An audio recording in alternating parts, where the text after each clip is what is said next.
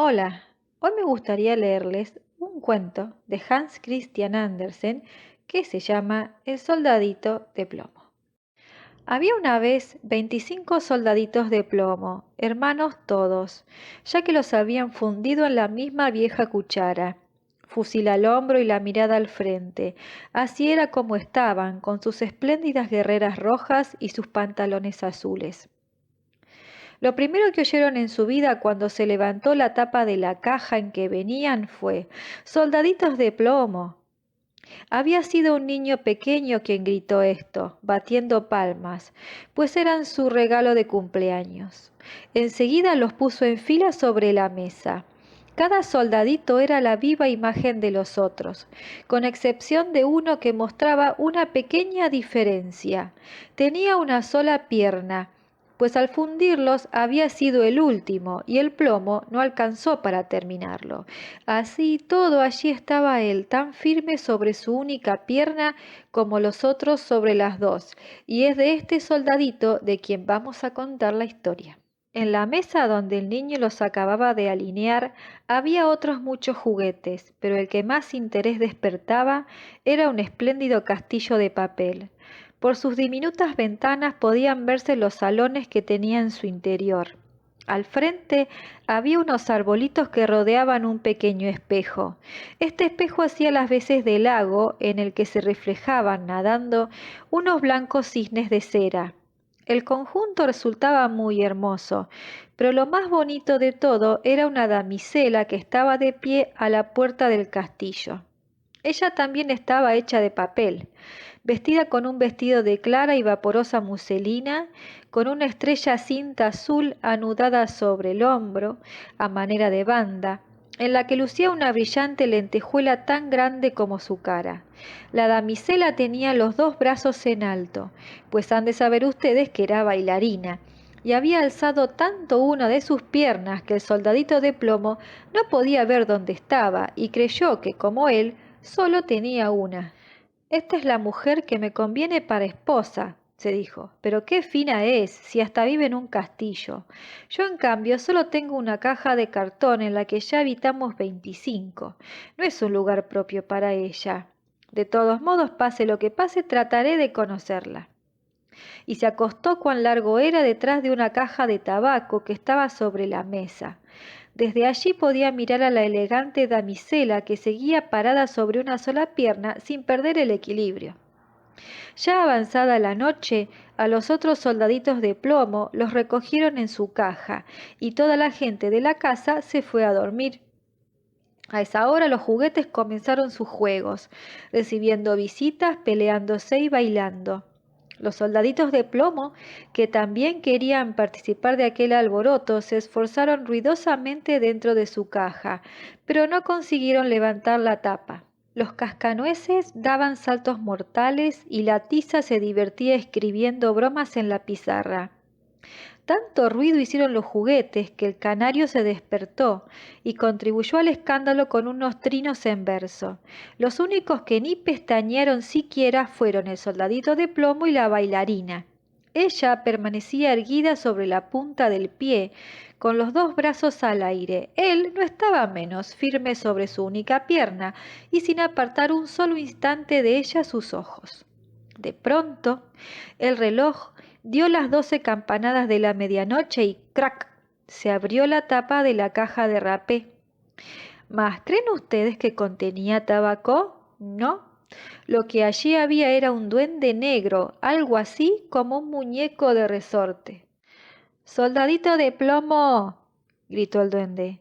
«¿Quieres hacerme el favor de no mirar más a la bailarina?». Pero el soldadito se hizo el sordo. «Está bien, espera mañana y verás», dijo el duende negro. Al otro día, cuando los niños se levantaron, alguien puso al soldadito de plomo en la ventana, y ya fuese obra del duende o de la corriente de aire, la ventana se abrió de repente y el soldadito se precipitó de cabeza desde el tercer piso. Fue una caída terrible. Quedó con su única pierna en alto descansando sobre el casco y con la bayoneta clavada entre dos adoquines de la calle. La sirvienta y el niño bajaron apresuradamente a buscarlo, pero aun cuando faltó poco para que lo aplastasen, no pudieron encontrarlo. Si el soldadito hubiera gritado «¡Aquí estoy!», lo habrían visto, pero él creyó que no estaba bien dar gritos, porque vestía uniforme militar. Luego empezó a llover cada vez más y más fuerte, hasta que la lluvia se convirtió en un aguacero torrencial. Cuando escampó, pasaron 2 muchachos por la calle. ¡Qué suerte!, exclamó uno. «Aquí hay un soldadito de plomo. Vamos a hacerlo navegar». Y construyendo un barco con un periódico, colocaron al soldadito en el centro. Y allá se fue por el agua de la cuneta abajo mientras los 2 muchachos corrían a su lado dando palmadas. ¡Santo cielo! Cómo se arremolinaban las olas en la cuneta y qué corriente tan fuerte había. Bueno, después de todo, ya le había caído un buen remojón. El barquito de papel saltaba arriba y abajo y a veces giraba con tanta rapidez que el soldadito sentía vértigo. Pero continuaba firme y sin mover un músculo, mirando hacia adelante siempre con el fusil al hombro. De buenas a primeras, el barquichuelo se adentró por una ancha alcantarilla tan oscura como su propia caja de cartón. «Me gustaría saber a dónde iré a parar», pensó. «Apostaría que el duende tiene la culpa. Si al menos la pequeña bailarina estuviera aquí en el bote conmigo, no me importaría que esto fuese 2 veces más oscuro». Precisamente en ese momento apareció una enorme rata que vivía en el túnel de la alcantarilla. «¿Dónde está tu pasaporte?», preguntó la rata. «A ver, enséñame tu pasaporte». Pero el soldadito de plomo no respondió una palabra, sino que apretó su fusil con más fuerza que nunca. El barco se precipitó adelante perseguido de cerca por la rata. Había que ver cómo rechinaba los dientes y cómo les gritaba a las estaquitas y pajas que pasaban por allí. «¡Deténgalo! ¡Deténgalo! ¡No ha pagado el peaje! ¡No ha enseñado el pasaporte!». La corriente se hacía más fuerte y el soldadito de plomo podía ya percibir la luz del día allá en el sitio donde acababa el túnel. Pero a la vez escuchó un sonido atronador, capaz de desanimar al más valiente de los hombres. Imagínense ustedes, justamente donde terminaba la alcantarilla, el agua se precipitaba en un inmenso canal. Aquello era tan peligroso para el soldadito de plomo como para nosotros el arriesgarnos en un bote por una gigantesca catarata. Por entonces estaba ya tan cerca que no logró detenerse y el barco se abalanzó al canal. El pobre soldadito de plomo se mantuvo tan derecho como pudo. Nadie diría nunca de él que había pestañeado siquiera. El barco dio 2 o 3 vueltas y se llenó de agua hasta los bordes. Se hallaba a punto de zozobrar. El soldadito tenía ya el agua al cuello. El barquito se hundía más y más. El papel de tan empapado comenzaba a deshacerse. El agua se iba cerrando sobre la cabeza del soldadito de plomo, y éste pensó en la linda bailarina a la que no vería más, y una antigua canción resonó en sus oídos. «Adelante, guerrero valiente, adelante te aguarda la muerte».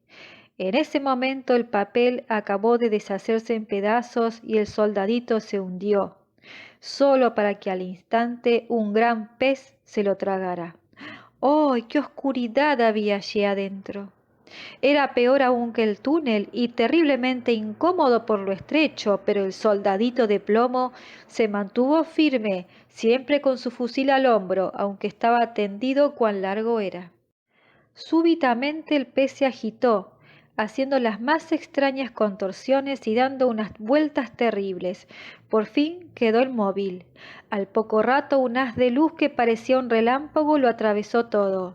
Brilló de nuevo la luz del día y oyó que alguien gritaba: «¡Un soldadito de plomo!». El pez había sido pescado, llevado al mercado y vendido, y se encontraba ahora en la cocina, donde la sirvienta lo había abierto con un cuchillo. Tomó con 2 dedos al soldadito por la cintura y lo condujo a la sala, donde todo el mundo quería ver a aquel hombre extraordinario que se dedicaba a viajar dentro de un pez. Pero el soldadito no le daba la menor importancia a todo aquello. Lo colocaron sobre la mesa y allí, en fin, Cuántas cosas maravillosas pueden ocurrir en esta vida. El soldadito de plomo se encontró en el mismo salón donde había estado antes.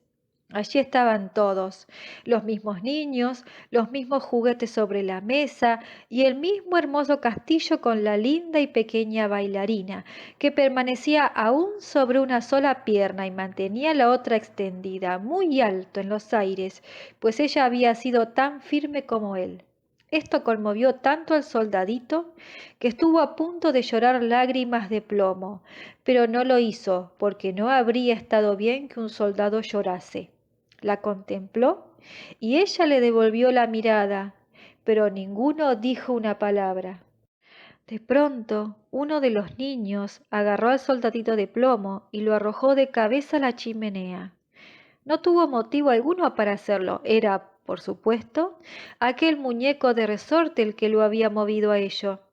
El soldadito se halló en medio de intensos resplandores. Sintió un calor terrible, aunque no supo si era a causa del fuego o del amor.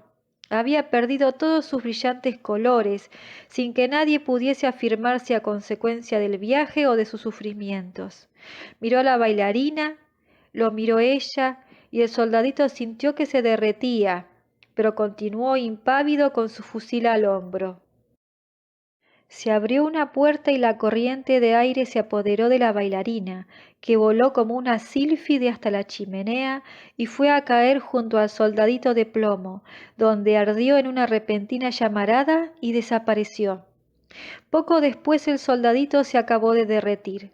Cuando a la mañana siguiente la sirvienta removió las cenizas, lo encontró en forma de un pequeño corazón de plomo. Pero de la bailarina no había quedado sino su lentejuela, y ésta era ahora negra como el carbón. Y colorín colorado, este cuento se ha terminado.